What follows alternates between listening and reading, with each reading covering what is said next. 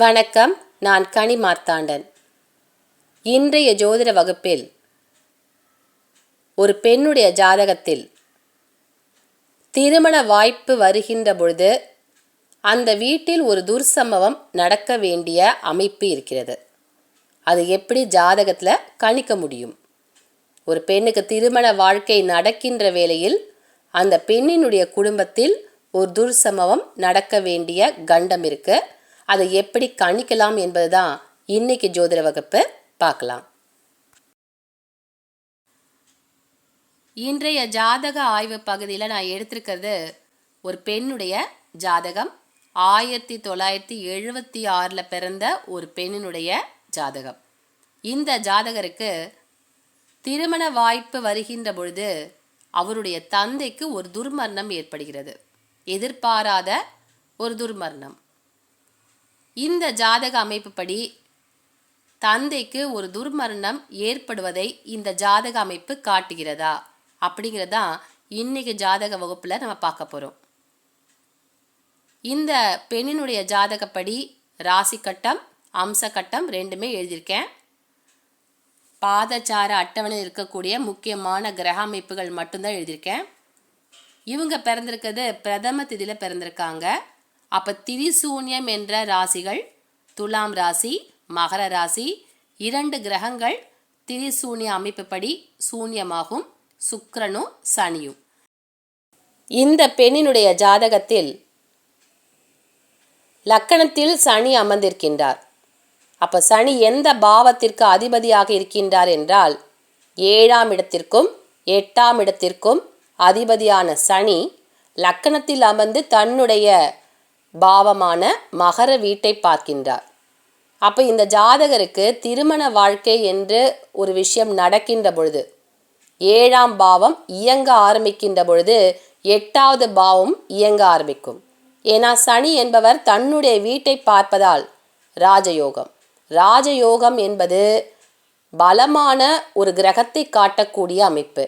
சனி தன்னுடைய வீட்டை பார்க்கக்கூடிய அமைப்பு. அப்போ இந்த ஜாதகருக்கு திருமண வாழ்க்கை என்பது நடக்கின்ற பொழுது 8ஆம் இடமான துர்ஸ்தானமும் இயங்க ஆரம்பிக்கும். 8ஆம் இடம் என்பது ஆயுள் ஸ்தானம். இந்த 8ஆம் இடம் ஒரு ஜாதகருக்கு விபத்து, கண்டம், வம்பு, வழக்கு இப்படி பல விஷயங்களை காட்டக்கூடிய இடமும் 8ஆம் இடம்தான். அப்போ 7ஆம் இடமான திருமண ஸ்தானம் அந்த பெண்ணிற்கு கிடைக்கின்ற பொழுது 8ஆம் இடமும் இயங்க ஆரம்பிக்கும். ஏனென்றால் சனி வக்கரமாக இந்த ஜாதகருக்கு லக்கணத்தில் அமர்ந்து தன்னுடைய 7வது பாவத்தை இயக்குகின்றார். அப்போ 8ஆம் இடமும் சேர்ந்து இயங்க ஆரம்பிக்கும். ஏன்னா சனி வக்கரம் பெற்ற நிலை என்பது சனி வலுவாக இருக்கக்கூடிய அமைப்பை காட்டுகிறது. சனி தன்னோட வீட்டை பார்க்குறாரு. அது மட்டும் இல்லாமல் சனி வக்ர நிலையிலும் இருக்கின்றார். வக்ரம் பெற்ற கிரகங்கள் மிகுந்த ஆதிக்கம் பெற்ற கிரகங்கள் ஒரு ஜாதகத்தில். வாழ்க்கையை புரட்டி போடுகின்ற கிரகங்கள் வக்ர கிரகங்கள். ஒரு ஜாதகருக்கு திடீர்னு ஒரு வாழ்க்கையில் மிகப்பெரிய வெற்றி இல்லை மிகப்பெரிய தோல்வி கிடைக்குது அப்படின்னு சொன்னால் அந்த ஜாதகத்தில் இருக்கக்கூடிய வக்ர கிரகங்களே முக்கியமான காரணம். தொடர்ச்சியாக ஒரு வேலை செஞ்சு அதில் அவங்களுக்கு நிதானமான ஒரு வெற்றி கிடைக்குது அப்படின்னு சொன்னால் நேர்கதியில் செல்லக்கூடிய கிரகங்களுடைய பலனாக இருக்கும். எதிர்பார்க்காத விஷயங்களை புரட்டி போடுகின்ற விஷயங்களை வாழ்க்கையில் தருவது வக்ர கிரகங்கள். 8ஆம் இடம் என்பது ஆயுள் ஸ்தானம். ஆயுள் ஸ்தானத்திற்கு அதிபதியாக சனியை எல்லா ஜாதகத்திலும் பொதுவாக பார்க்கப்படுகின்ற கிரகம். இந்த பெண்ணுடைய ஜாதகத்தில் 8ஆம் இடத்திற்கும் சனியே ஆதிபத்தியம் வாங்கியிருக்காரு. 8ஆம் இடத்திற்குரிய கிரகமாகவும் ஆயுள் கிரகமாகவும் சனியே இந்த ஜாதகப்படி இருக்கின்றார். லக்கணத்தில் அமர்ந்திருக்கக்கூடிய சனி வக்ரம் பெற்ற நிலையில் வலுவாக இருப்பதால் இந்த பெண்ணினுடைய திருமண நிகழ்ச்சி நடக்கின்ற பொழுது ஒரு துர்சம்பவம் நடக்க வேண்டிய வாய்ப்புகளும் 8ஆம் பாவம் இயங்கும் என்பதால் நடக்கக்கூடிய வாய்ப்பு இருக்கு அப்படிங்கிறத காட்டுகிறது. இந்த ஜாதகி பிறந்திருக்கக்கூடிய திதி பிரதமையில் பிறந்திருக்காங்க. அதனால் இவங்களுடைய ஜாதகப்படி துலாம் மற்றும் மகர ராசி இந்த பெண்ணிற்கு திரிசூன்ய அமைப்பை அடைகிறது. அப்போ துலாம் ராசிக்குரிய அதிபதியான சுக்கிரனும் மகர ராசிக்குரிய சனியும் இந்த ஜாதகப்படி திரிசூனிய கிரகங்கள் என்ற அமைப்பை பெறுகிறது.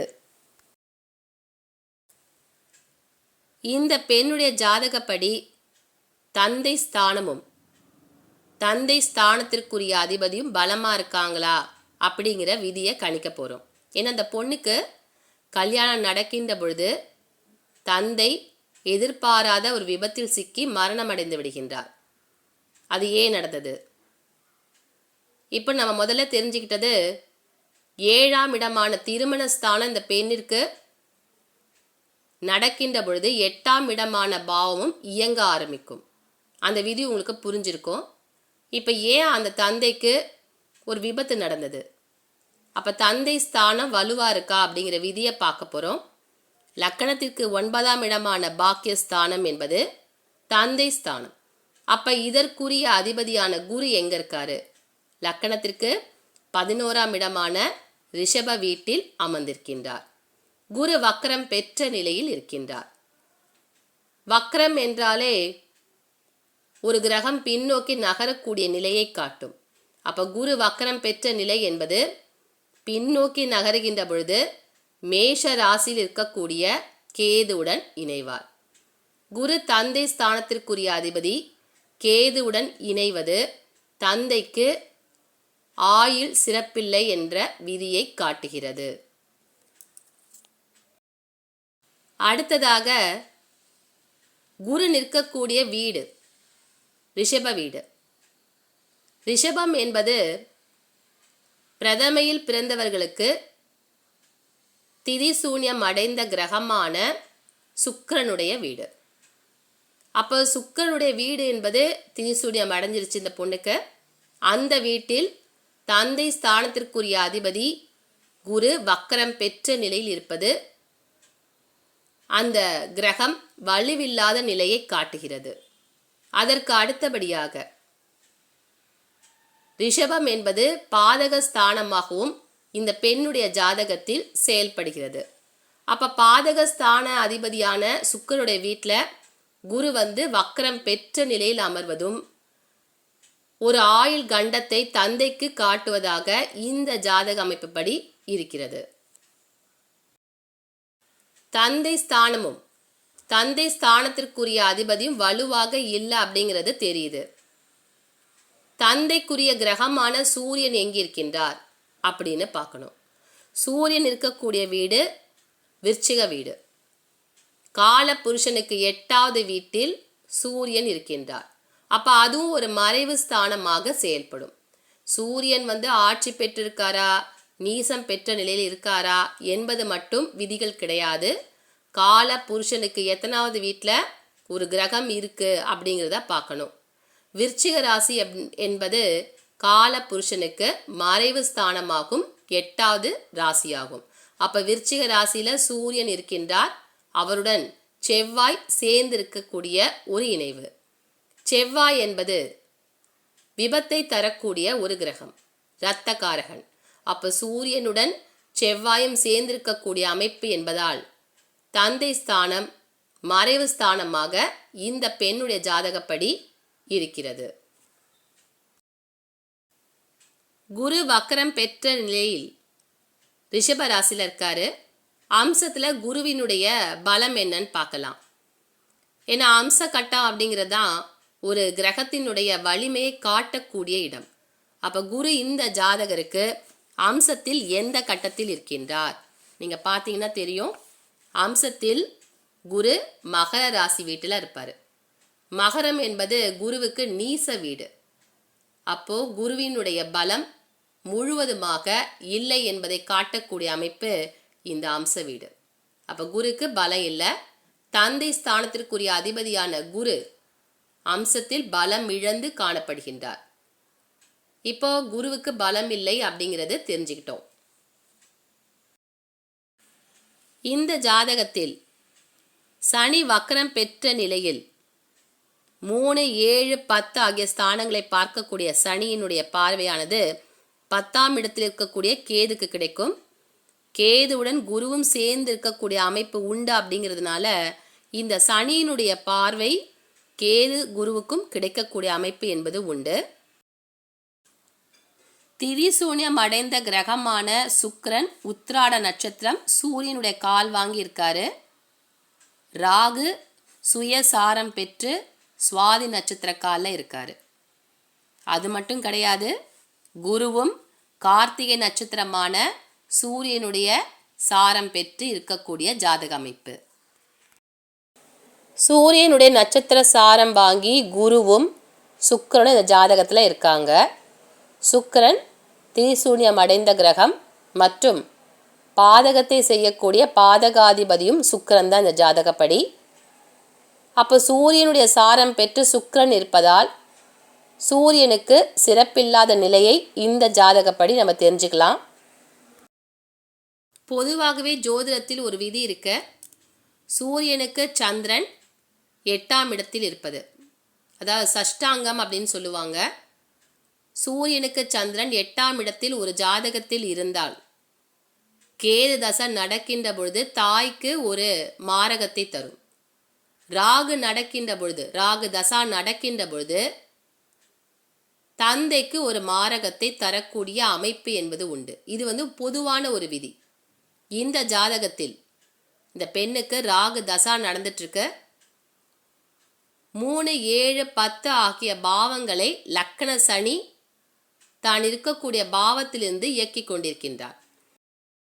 லக்கணத்தில் இருக்கக்கூடிய சனி வக்கரம் பெற்ற நிலையில் தன்னுடைய வீடான மகர வீட்டை பார்க்கின்றார். 3, 7, 10 ஆகிய இடங்களை சனி தான் இருக்கக்கூடிய இடத்துல இருந்து இயக்குவார் என்ற விதிப்படி 10ஆம் இடமான கேதுவை சனியினுடைய பார்வை படும். அப்போ சனி பார்க்கின்ற பொழுது இந்த கேதுவுடன் குருவும் வந்து இணையக்கூடிய அமைப்பு என்பது உண்டு. அதனால் இந்த பெண்ணிற்கு 7வது பாவம் இயங்குகின்ற பொழுது தந்தைக்கு ஒரு துர்மரணம் ஏற்படக்கூடிய அமைப்பு இருக்கு. சூரியனுடன் செவ்வாயும் சேர்ந்து இருக்கக்கூடிய அமைப்பு என்பதால் தந்தைக்கு விபத்து என்பது ஏற்பட்டு மரணம் அடைந்து விடுகின்றார். ஒரு ஜாதகத்தில் மரணத்தை கணிக்க வேண்டும் என்றால் எந்த பாவங்களை பார்க்க வேண்டும்? 8ஆம் இடம் என்பது ஆயுள் ஸ்தானம், 10 என்பது கர்மஸ்தானம். அப்போ 10ஆம் இடத்தையும் பார்க்கணும். 12 என்பது விரயஸ்தானம். ஆயுள் ஸ்தானத்திற்கு அதிபதியான சனி ஒரு ஜாதகத்தில் எங்கிருக்கின்றார் என்பதையும் பார்க்க வேண்டும். விபத்து அப்படின்னு சொன்னாலே செவ்வாய் தான். இந்த ஜாதகத்தில் 12ஆம் இடமான மிதுன ராசியில் சந்திரனுடன் மாந்தி சேர்ந்திருக்கக்கூடிய அமைப்பு உண்டு. மாந்தியே ஒரு ஜாதகத்தில் மரணத்தை கண்டத்தை தரக்கூடிய கிரகம். இந்த மாந்தி அவதூறான விஷயங்களையும் துர்மரணத்தையும் தரக்கூடிய அமைப்பு. சூரியன் நின்ற வீட்டிலிருந்து 8ஆம் இடத்தில் சந்திரன், சந்திரனுக்கு 6ஆம் இடத்தில் சூரியன் இருக்கக்கூடிய அமைப்பு. இதற்கு சஷ்டாங்க தோஷம் என்ற பெயர். பொதுவான ஒரு விதி ஜோதிடத்தில் இருக்கு. இது மாதிரி சூரியன் சந்திரன் சஷ்டாங்கமாக அமைந்திருந்து ஒரு ஜாதகருக்கு ராகு தசா நடக்குது அப்படின்னு சொன்னால் தந்தைக்கு மாரகத்தை தரும். கேது தசா நடந்தால் தாய்க்கு மாரகத்தை தரும். இந்த பெண்ணிற்கு ராகு தசா நடக்கின்றது. மாந்தியுடன் சந்திரன் சேர்ந்திருக்கக்கூடிய அமைப்பு. மாந்தி என்றாலே துர்மரணத்தை தரக்கூடிய அமைப்பு. அப்போ அந்த தந்தைக்கு துர்மரணம். எப்படி வண்டி ஓட்டிட்டு போகும்போது ஒரு துர்மரணம். ஏன்னா சூரியனுடன் செவ்வாய் சேர்ந்திருக்கக்கூடிய அமைப்பு. செவ்வாய் என்பது விபத்தை தரக்கூடிய ஒரு கிரகம். அப்போ சூரியனுடன் செவ்வாய் சேர்ந்திருக்க இந்த சஷ்டாங்க தோஷம் என்பது அந்த பெண்ணிற்கு ராகு தசா நடக்கின்ற காலகட்டத்தில் தந்தைக்கு ஒரு விபத்தை தந்து துர்மரணத்தை தந்திருக்கிறது. இந்த துர்மரணம் ஏற்கனவே அவருடைய ஜாதகத்தில் கணிக்கப்பட்டிருக்கிறது. நம்ம எந்த விதிகளையும் மாற்றி எழுத முடியாது இல்லையா? இந்த பெண்ணிற்கு எப்பொழுது திருமண காலம் தொடர்கின்றதோ அப்பொழுது 8ஆம் பாவம் நடக்க ஆரம்பிக்கும். இந்த விதி அமைப்புப்படி தந்தைக்கு ஒரு மரணம் ஏற்படக்கூடிய அமைப்பு இந்த பெண்ணுடைய ஜாதகத்தில் இருக்கு. ஒருவேளை தந்தையுடைய ஜாதகப்படி அவருக்கு லக்னாதிபதி பலமாக இருக்கக்கூடிய அமைப்பு இருந்திருந்தால் இந்த கண்டமாகவே முடிந்திருக்கும். மரணத்தை தழுவிருக்க மாட்டார்.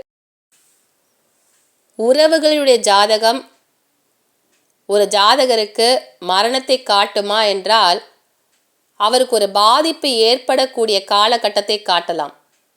ஆனால் மரணத்தை அவரவர் சுய ஜாதகமே முடிவு செய்யும். மீண்டும் அடுத்த வகுப்பில் நல்ல பல விஷயங்களுடன் உங்களை சந்திக்கின்றேன். நன்றி, வணக்கம்.